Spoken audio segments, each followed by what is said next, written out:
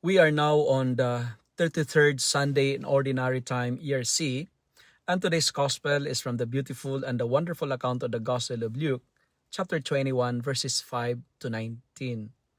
By the way, my dear friends, my dear brothers and sisters, today is November 16, 2025. Good day to all of you.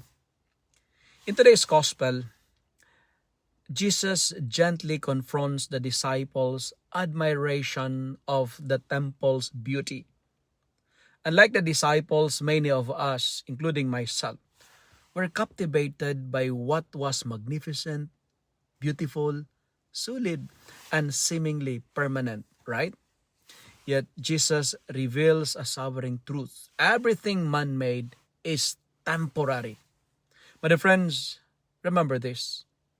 All that is not eternal is eternally useless because what is essential is invisible to our eyes. No matter how impressive the stones, how costly the offerings, or how strong the structures, they will one day fall. Today, let me share three T's as the theme of my reflection this Sunday. T, T, T. The first T, temporary. Jesus is not trying to frighten us, but to free us from illusions, from attachments, and from false security. When false security we can place in worldly accomplishments.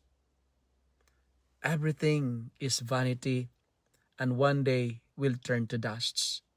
Jesus invites us to build our lives not on what fades, but on what lasts, and that is the Word of God and the love of Christ. As Jesus describes wars, upheavals, betrayals, and personal trials, He is reminding us that earthly stability will always be fragile. But He also tells us, and this is what I like, do not be terrified. Meaning to say, do not be afraid. And here lies the second T, trust. Trust because we are not alone. When the world shakes, the faithful heart is invited to trust not in human strength, but in God's steadfast presence and love. Even when we face misunderstanding, when we face rejection, hardship, the Lord assures us that not a single hair on our heads is forgotten. Trust becomes our anchor amidst uncertainty. Trust allows us to see trials not as a signs of defeat, but as moments where God's grace can work more deeply in us. I remember in the book of Romans it says, those who place their trust in the Lord will never be disappointed. Friends,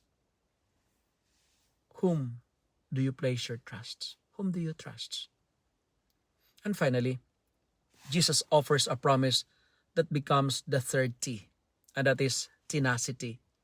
By your perseverance, you will secure your lives. Tenacity means refusing to give up even when things are difficult, refusing to surrender.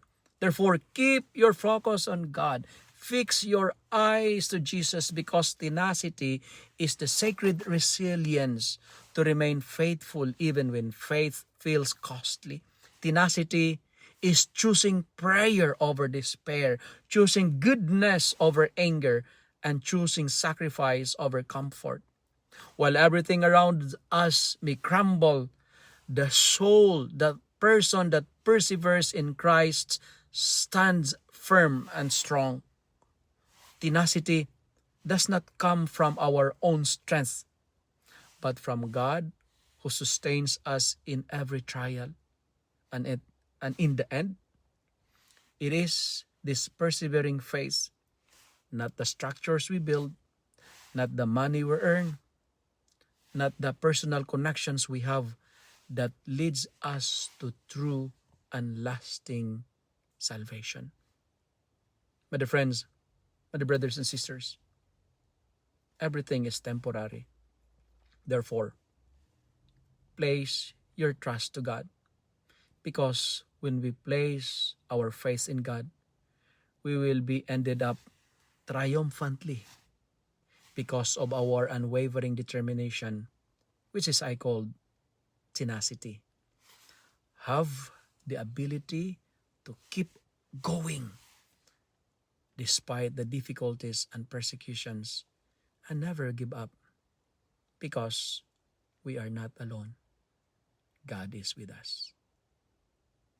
If you love and like this reflection, kindly share it with your friends. Share it with your family. Make the Word of God viral so that many will be blessed. Amen. Happy Sunday to all of you.